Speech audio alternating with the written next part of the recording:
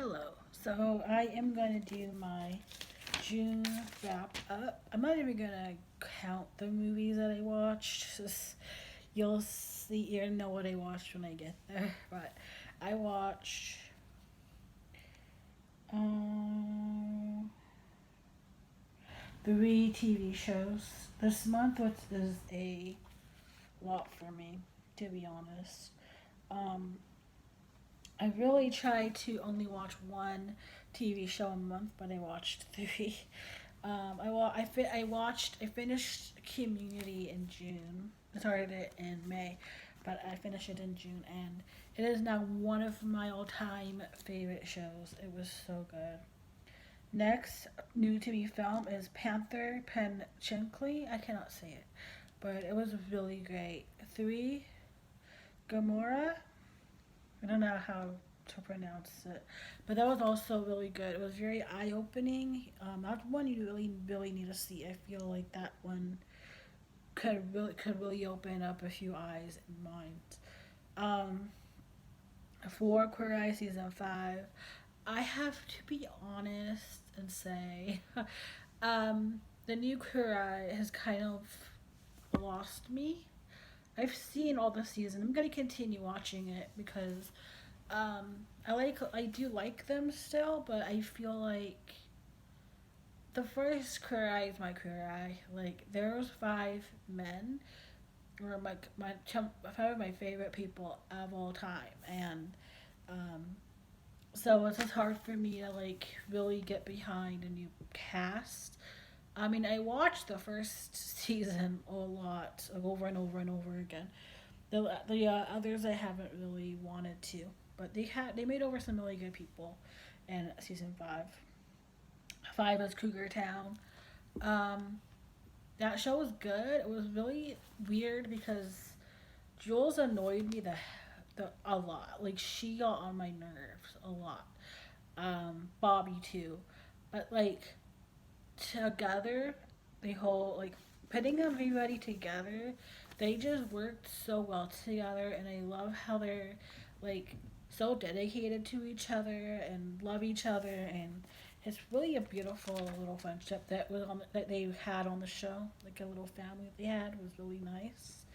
Um, so it's on Prime, and the only reason I watched it was because Abid on Community said it was like his favorite show, and Danny Pudi was a guest, had a cameo in the back of one episode playing Abid, so that was fun. Okay, next. New to me film is Black Klansman. That one was amazing. The ending is so upsetting. Like the whole movie is upsetting, but then you realize like how far and how disturbing and how crazy racists are. Like they think they're doing something for mankind, and it's so weird. It's just a weird the way to think. Um, okay, next is the Sex and the City movie. It's funny because I found the show to be like awful to get through. Like it wasn't a worst, but I just wasn't my kind of show. But then I enjoyed the movies more than the show, but I still didn't like the movies all that much. And I feel like both movies were too long, to be honest. But I hate Big so much, and he gets away with so much stuff. Like I don't understand why. But I did like Steve and Miranda. I hate that they had him cheat on her. And normally that would be a immediate write off as a couple for me. Like I'm like, okay, no, done. But the scene on the Brooklyn Bridge, like, actually made me tear up. Like I'm not even kidding. And like I didn't think I would ever cry watching this show or this movie, but for some reason that scene just like made me tear up because I love them so much. And so yeah, I like the movie for that reason. 8 Harriet. This one was educational. Of course, it was sad, but I feel like everyone needs to watch this movie. Um, just to really get an idea of why things are how they are right now. Like it's what things were like and all that. Like it's a very important movie. Okay, Sex and the City 2. I love Aiden so much. And I hate the fact that Big is such a dick. Like he is one of the worst men on TV ever.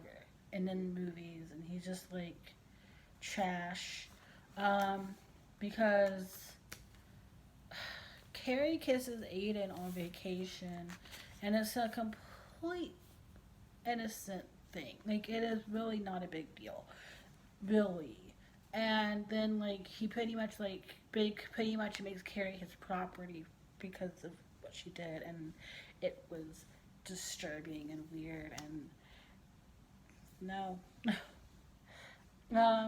And then I watched the 13th. It's on Netflix. This documentary and about the 13th Amendment and it is so important, especially for this time, to watch that and educate yourself. It is the most important thing you need to do right now.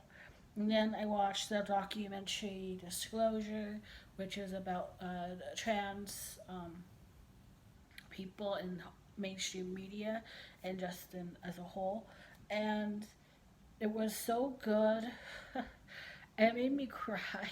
13th and Disclosure made me cry because like I hate seeing people that are being hurt and they're being hurt, trans and the black community. They're and then both, trans black people.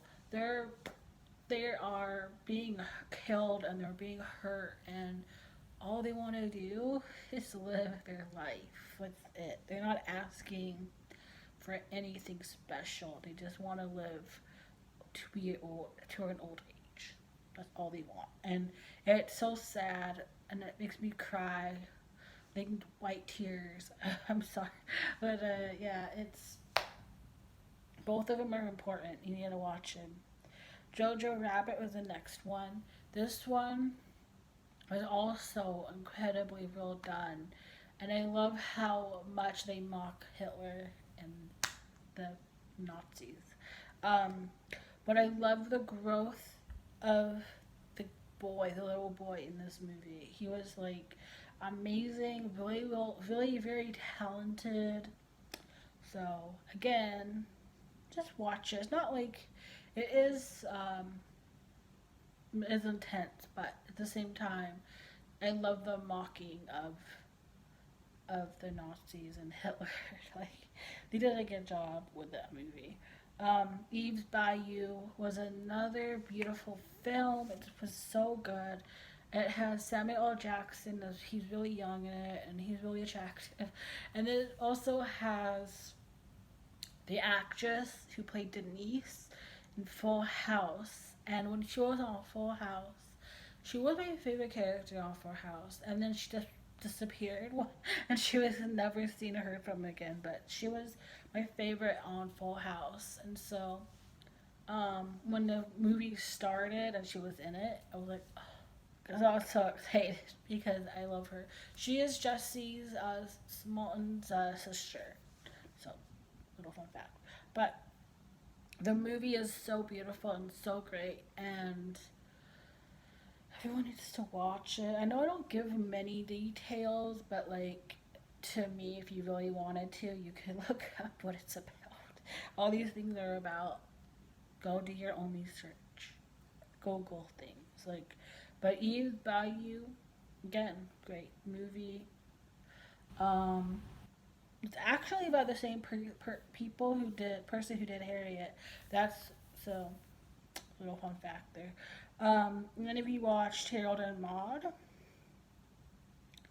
I realized right now that I only had one rewatch this whole month. I just realized that. Well, but Harold and Maude I did a rewatch because I have a podcast now, and I rewatched it so we could take notes and do the episode. So my favorite movies, top 3. Love it. Then I watched The Hangover. I didn't like it. Did not like it. And And then I watched If Beale Street Could Talk. This is one of the most beautifully shot and acted movies I've seen in a really, really, really long time. The subject matter was so well done. The family, I love the family in this movie. They're like now one of my favorite families of all time. Like they will cut you if you come for their daughter, like or each other. It's just beautiful, great, and again, I highly recommend it. Then I watched Dinner for Schmucks. um, Cause one of my best friends, she wanted me to watch it, and because Steve Carell's in it, and I love him, and Paul Rudd. So I watched it, and I enjoyed it. I don't think as much as she does, but I did enjoy it. And then last is Paris Walking Toward DVD, which doesn't. I don't need to go into. It's not that important. But yeah, that is everything I watched in June. So goodbye.